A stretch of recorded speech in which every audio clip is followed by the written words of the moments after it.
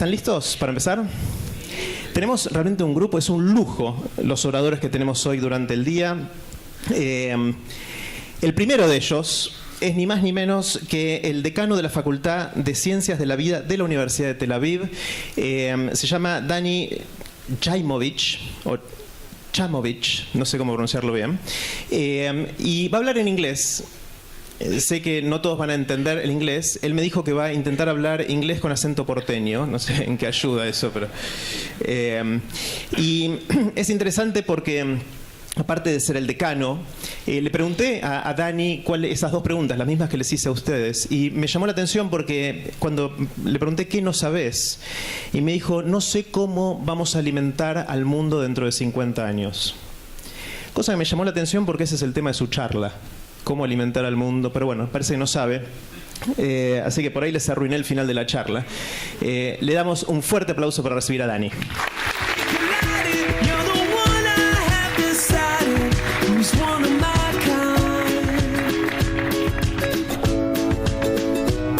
I have a new favorite word in Spanish, todavía. I don't speak Spanish todavía. But also as a scientist, there's a lot we don't know, todavía. And that is the answer for Tel Aviv University. That's why we do what we do. Just quickly look at this video that we just made. And the idea is we don't know yet.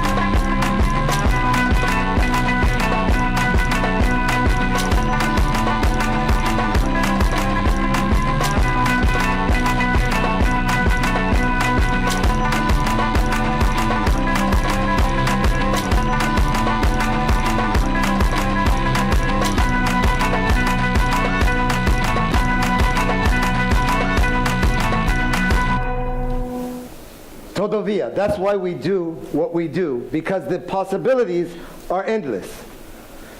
And that's why we do what we do at Tel Aviv, because even as Barack Obama said, if you want to see the future of innovation, you need to come to Tel Aviv. A little bit about myself, and this was about the yet. This is actually me in 1981 as a tractor driver on a farm, a kibbutz in Israel. At that point, I thought I was going to be a doctor. My father's a physician. My 3 uncles are physicians. My sister's a physician. 3 nephews are physicians. So, I mean, I didn't have much of a choice. But when I was driving this tractor, I noticed that when you cut down wheat, it doesn't grow back. But if you cut alfalfa, it grows back. So I said, wow, if we could figure out why the alfalfa grows back, which we don't know yet, and why the wheat doesn't, maybe we can feed the world. And maybe that's at least as important as another CHAMOVITZ who's a physician. And actually, if you look through all of life, if you look through the huge diversity of these huge mammals and little humans, of these plants that are growing right at the edge of a glacier, how do all of these forms of life survive and thrive? How do they sense their environments? These are the wonderful questions which make science, which make biology so interesting. And if we can answer them, how can we utilize this through innovation? Actually, if you think of all of the big problems of the world, think for a second of everything except for war that threatens us, whether it be health, or the availability of water, or energy, the environment, or what our grandchildren are going to have to eat. All of the solutions to these key challenges are going to start in basic research in the life sciences. The Faculty of Life Sciences at Tel Aviv University, and I have to be a little bit of a patriot here because I am the dean, we're the largest faculty of its type in Israel. We have close to 100 laboratories going through the whole diversity of biology, studying everything from the ecosystem all the way down to nanotechnology and cancer drugs. We're organized into 4 schools. We have close to 600 graduate students all studying various aspects of biology. And having all of this diversity together in the same buildings leads to wonderful integration and interactions between what are seemingly diverse sciences. I mean, now, like in your government, our government doesn't really fund the research. Most of this comes from external research. We have close to now, it's almost over $34 million, it's close to $40 million a year in external research grants. We're ranked number 87 in the world in biology, which is number 1 among Israeli universities. And we're the only Israeli university in the top 100 in that. The way we've gotten to this is through investment in research excellence. Without investment in infrastructure, you can't have innovation, you can't really get to a global structure. Just a couple of examples where we've made investment. What we have here, this is a 3D tissue printing machine. We have a laboratory that is literally printing hearts. We can mend a broken heart, not by having transplants, but by printing heart tissue together with the muscle and the nerves, which we make out of gold nanowires, and blood vessels for transplants into human hearts following heart attacks. Sounds like science fiction, but it's actually already in clinical trials. Here we have the Strauss Computational Neuroimaging Center. You saw the pictures of the male brain and the female brain. This is where we take these pictures. We can ask questions. We're actually asking a question right now. How does genetically modified food affect the brain? What we found is that it affects it depending on what you think you're eating.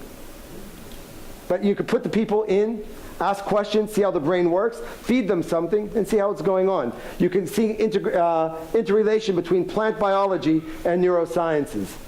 Right here we have the Blavatnik Drug Design and Discovery Center, $10 million invested in drug discovery so that someone like me, who does not really understand chemistry, can come up with an idea, and I'll have scientists who will help me develop it.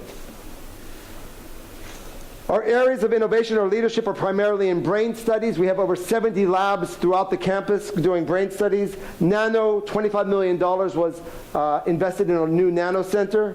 Environment, we have Israel's largest center for biodiversity. And food security, and that's what we'll talk a little bit more about, where we have Israel's first and only integrated program in food safety and security with over 25 faculty members, not only in life sciences, but also in things like public policy. One slide in Spanish. So what is food security and what is this center? It's the MANA Center program in food safety and security. And what are we trying to do? Well, first, we think you need to integrate many different disciplines, from plant biology to public health, and to economics, law, and politics. You really need people from various disciplines working together if we're going to find cures or answers for the future. Second, we need to be working at 3 different levels. We need to be working at the level of teaching, first of all, so that we can educate the next generation of experts. We need to be doing basic research. Without basic research, you don't lead to anywhere. The best example, South Korea. 15 years ago, South Korea was not on the map of basic research. It wasn't on the map of technology. If you look today at publications coming from South Korea, they've passed Israel. You look at the technology, Samsung. They go hand in hand. Everything starts from basic research. And if we're doing all of this without reaching out to the public, then we're in the ivory tower. So we have to be getting our energy, getting our knowledge out to the public. And when we get all these together, we find some type of Jewish way of feeding the world. And again, so at Tel Aviv University, we're studying food security not only at the level of plant biology, which I'll talk about just for a second, but also at the level of chemistry, developing new fertilizers, or at the level of public health.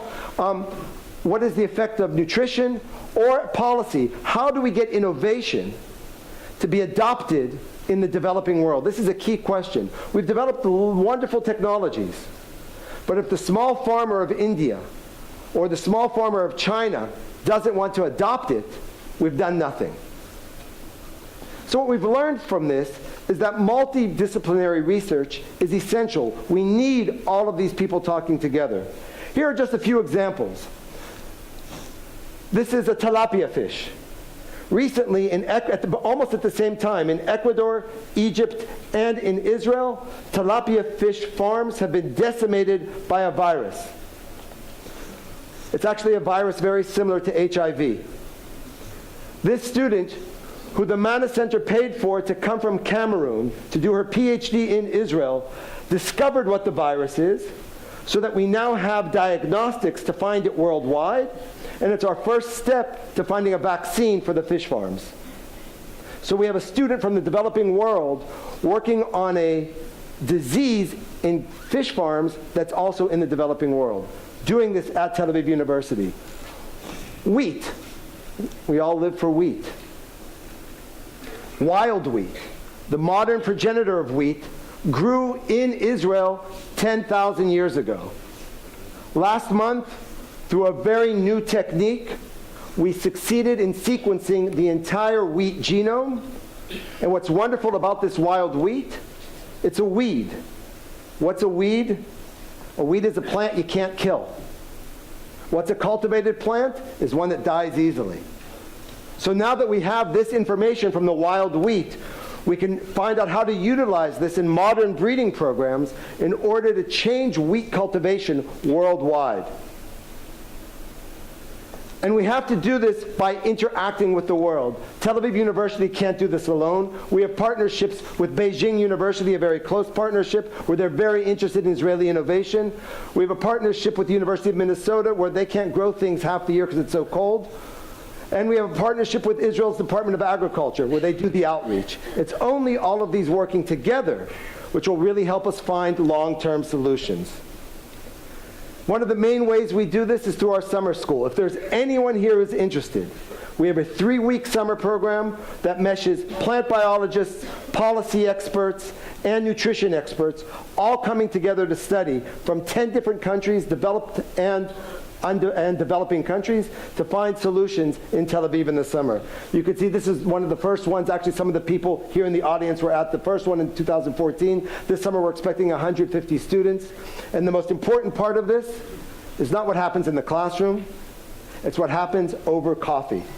Because it's only through talking and interacting that we really find the solutions. Thank you very much. I'm really amazed at the crowd you have here. Thank you.